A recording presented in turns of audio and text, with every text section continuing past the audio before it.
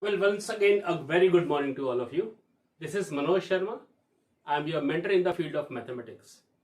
In our revision section, which is going on in my videos of relation and function, once a topic comes like relation and function, it assumed that it is most theoretical topic. You are true about it.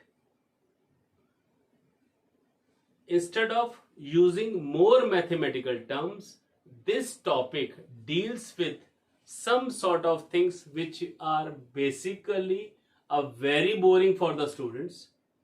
And today my challenge will be that I am going to make your concept more crispier, more stronger, and level will be increased. Let's watch the video. The topic which I have already told you, it is relations and functions. Now, how the relation has come? Prior to relation, there is something which we have studied that is known as set. In the set, we have a set A which has some of the elements 1, 2, 3, or it might be A, B, C. Then we have to understand that from this set we get a Cartesian product. Now Cartesian product is 1, 1, 1, 2, 1, 3, 2, 1, 2, 2, 2, 3, and in the similar pattern we have 3, 1, 3, 2, and 3, 3. It is just like that. On one side we have one elements 1, 2, 3, then we have 1, 2, 3. These are the questions, these are the answers, and the possibility, if I'll check, the answer of this side of the first question can be anyone from these three questions. So if it is like ABC and ABC, it is AA, AB, AC, then we have BA, BB, BC, then we have CA, CB, CC. So all the possibilities are being there, so that I have taken over here. So before moving further, we have been given some introduction, right? And in introduction there are lot of theoretical concept. Now how to define this information into a simpler pattern? Now to define this into a simpler pattern, I'll say a relation is a subset of A cross A. Now in type of relation, I have told you already, it is being also mentioned that relation is a subset of A cross A. Obviously a non-empty set, obviously without if it is an empty set, how can it be a relation?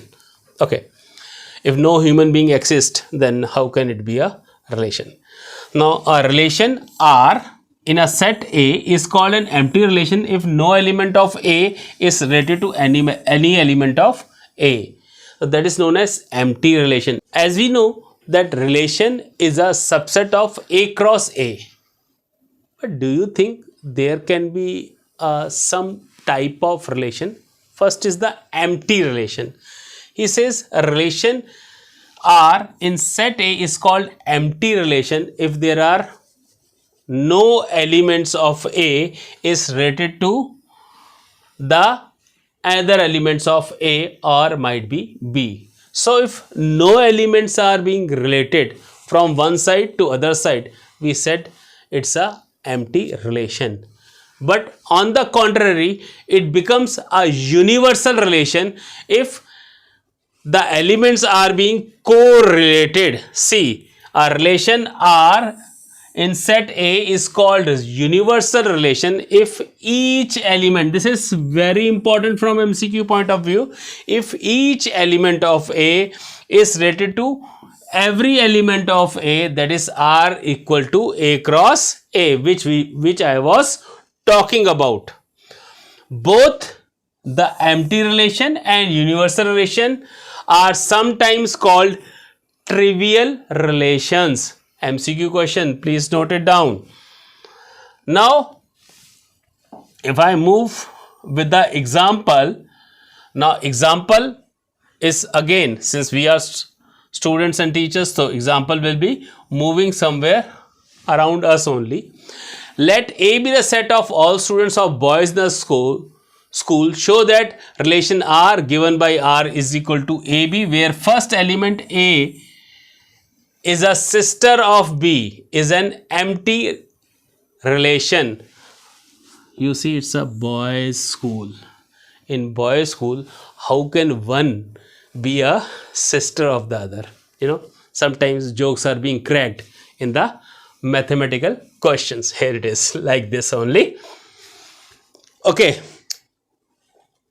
Again, we can say the difference. Again, he says another question, the difference in the height of the two students is 3 meters or less than 3 meters.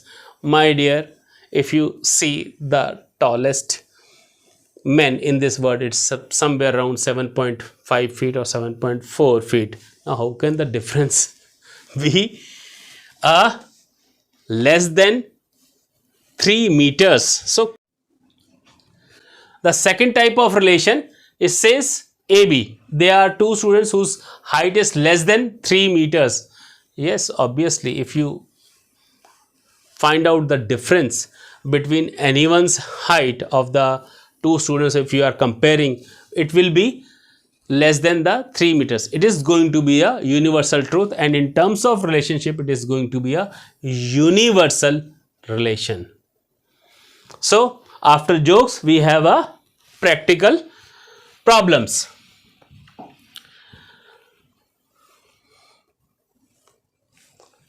Now, this is interesting one. We have been given a 3 type of relationship, and once this will be over, we move to another sort of relationship, which we called as not the universal relation. Once we have reflexive, symmetric and transitive, it is known as equivalence relation. We'll discuss that. But we have a definition 3 in which he says a relation is going to be a reflexive if elements of set A, that is A comma A, belongs to R for every A belongs to that set. Now, what does this mean? Reflexive. Now, reflexive means a reflection. If I'll see my face in the mirror, of course, the reflection will be my face, not the Amitabh Bachchan face or any other face. I wish it could be, right? But it is not possible. Practically, if you see 1 as an input, output will be as a 1 only, right? If we have nothing modifications. What is this? We'll explain. Now we have a symmetric relation. Now, symmetric relation is, I'll describe. Friend 1 has helped friend 2. This also means that some or the other day, friend 2 will help friend 1. Now, this is type of relation known as symmetric, right? If you will help me, one day I'll help you out, right? This is a symmetry which we are maintaining. If A minus B is divisible by 2, that means B minus A is also divisible by 2. That's important. Now, under what condition it is said to be a transitive one? Now, transitive means itself 3. Now, if AB belongs to R and BC also belongs to R, that further implies that AC will belongs to R for every A, B, C belongs to set A. That means whatever is the situation, whether it's a reflexive, it's a symmetric, or it's a transitive, every element I have to take from the set itself. For that set, I have given a demarcation, that is my set A. If I take A set as my class, that means in my class there are certain relationship where input is equal to output. That means what? Suppose I am mathematical teacher, don't think that my class 11th B is, or my class 12th B is the class. My class is what? My class will have numbers, my class will have lines, my class will have triangles, similar triangles, congruent triangles, equilateral triangles, whatsoever mathematical terms is in my class. Now if I'll say L1 is parallel to L2, that means L2 is also parallel to L1. So in this case, I can say a set of parallel lines, if I have in a relationship, I can say that they are basically a symmetric one. And similarly, if I can say if one line L1 is perpendicular to L2, then the vice versa is also true. A1 is perpendicular to A2, that means L1 is perpendicular to L2, that means L2 is also perpendicular to L1. And similarly, if I'll talk about triangles, triangle 1 is similar to triangle 2, that means triangle 2 is similar to triangle 1.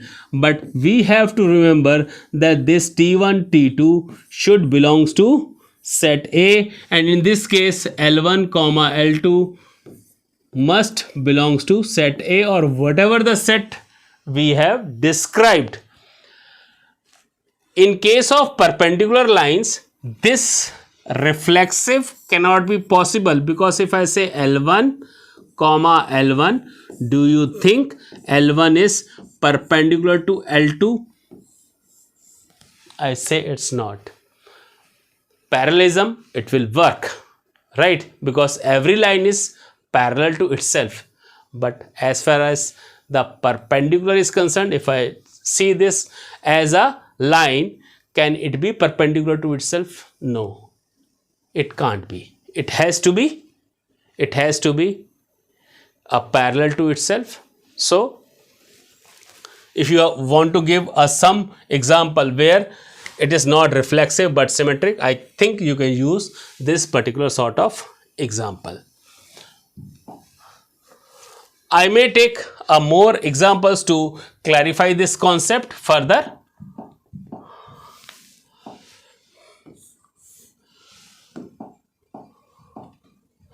Now in case of triangles, I take a similar triangles.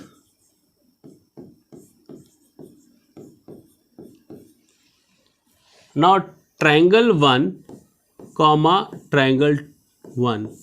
Do you think they belongs to R? Yes or no? Yes, because since every line is parallel to itself. Now from line, if I shift my focus to the triangles, now every triangle is similar or even congruent if we have taken a set of congruent triangles to itself. So it is basically a type of relation which is reflexive. And also if I change T1 to T2, this implies that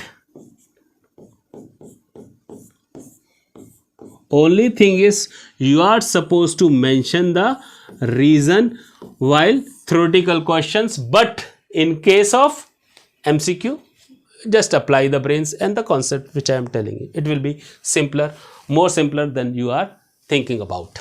Okay. What happens if I apply this relationship over known as transitive? Now you see, if T1, T2 belongs to R. Now this is condition is which starts from if, and A1 A2 belongs to R and T2 comma T3 belongs to R. That means T1 is similar to T2. This is the one of the equation which you have to trace into your mind, and T2 is similar to T3. This is the second situation, and from above we can simplify that T1 is similar to T3. T1 is similar to T3. That is going to be done. So T1, T3, they are basically similar. So this kind of situation where I am talking about the either similarity of the triangles, I am talking about the parallelism, I am talking about the congruency of a triangle. This is going to be done like this. So there will be a reflexive relation, symmetric relation and transitive. Now you must be wondering that what will happen if a relation has all these kind of ingredients. That means it's reflexive, symmetric as well as transitive. Now these kind of relations where we have a symmetry, that means symmetric one, then we have a reflexive and a transitive. These kind of relations are known as, think about it, reflexive, symmetric and transitive. They are known as equivalence relation. They are known as equivalence relation. Now another deal with the question, like we have been given some relation that x minus y is divisible by 4, where x comma y belongs to real numbers. So if I'll take input as a comma a, right? Now if this belongs to R, this means what? This means a minus a, which is 0, and 0 is divisible by 2. It is true for this. What about the second case? Now case 2 states if AB belongs to R, then ideally BC also belongs to R. Then only I can say it is symmetric. But once you have decided the case 1, you have given the inputs, that is A and B, you may take XY, you may take PQ, whatsoever. But the relation is what? That the two numbers are divisible by 4. Now I may say if AB belongs to R, if I decode my language, that means A minus B will be equals to 4k, where obviously k belongs to some of the integer, right? So what about BC? Now from here to here, what should I do? I take a minus common and I say B minus A is equal to 4k. That means B minus A is equal to minus 4k. Obviously it is divisible by minus 4k. Only problem is the negative.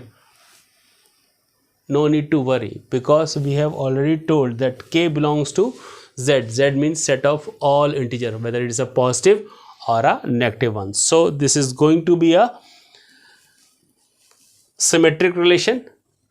Apart from this, once we come to the transitive, I'll take this example only.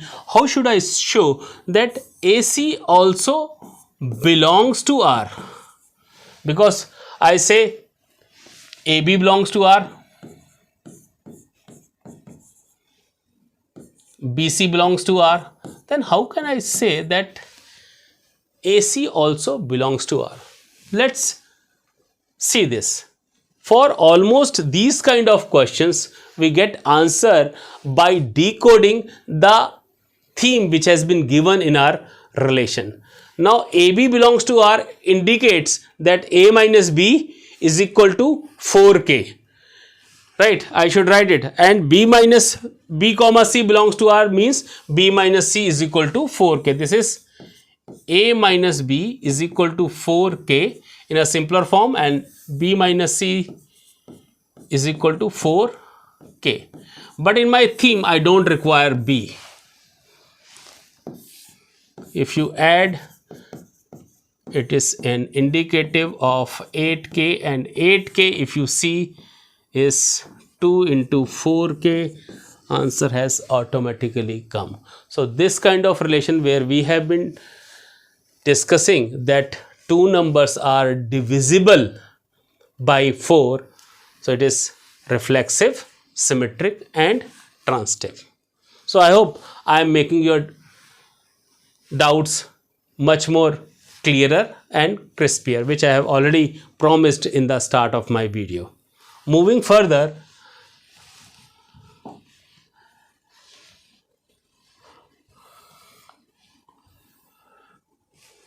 with the examples, because previously we were talking about a theory and I have not shown you the type of questions which exactly come. I am showing you that example 2, which indicates that a TB set of all triangles, right, in a plane with relation is in T is given by R T1 T2, where this relation says that it is congruent. Symbol of congruent you know very well. Show R is an equivalence relation. Normally in MCQ question, you know, you have to find out the type of relation. Now first of all, triangles are similar. You have to take T1 comma T1 belongs to R for every T1 comma T2 belongs to T. Now this is for every sign, just for every. Now you see that triangle 1 is congruent to itself or not. If it is congruent to itself, it is going to be a reflexive relation. If it is not going to be congruent, it is not going to be a reflexive type of situation. So here in this case, every triangle is congruent to itself, every triangle is similar to itself, every line is parallel to itself, exception is perpendicular, right? So this we get it that this is going to be a symmetric relation, sorry, reflexive relation. Afterwards we'll move to the second situation, T1 comma T2. If T1 comma T2 belongs to R, this implies T2 comma T1 also belongs to R. For a simple reason, if triangle 1 is congruent to triangle 2, that means triangle 2 is also congruent to triangle 3. Similarly, we'll move to the third case, T1 comma T2. Here we have to start with the if belongs to R and T2 comma T3 belongs to R. This further implies,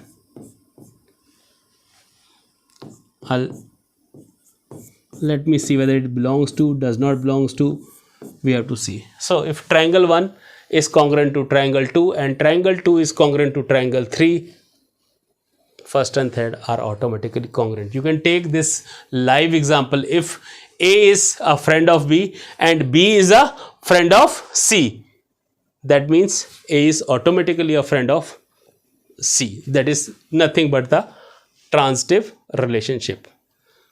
Now in this kind of relationship, once all these three relationships are well defined, it is reflexive, symmetric and transitive, we have also an equivalence relation. We can say then under this condition, all these set of triangles which has been given by this is an equivalence relation, although they have decoded it previously. Moving on to the set of lines in a plane, I have already put some light in my previous section. That set of lines, parallel lines has been given. sorry, it is perpendicular lines. So L1 cannot be perpendicular to L2, so it is not going to be symmetric. But L1, L2 are going to be perpendicular. One is L1, one is L2. L1 is perpendicular to L2, so L2 is also perpendicular to L1. That is being done. Okay. Now, if here it is being shown also, but L1 is perpendicular to L2 and L2 is perpendicular to L3. Now, MCQ says, what is the relation between L1 and L3? Student writes, sir, they are perpendicular. Ideally, if you see L1 perpendicular to L2 and L2 is perpendicular to L3, that means what?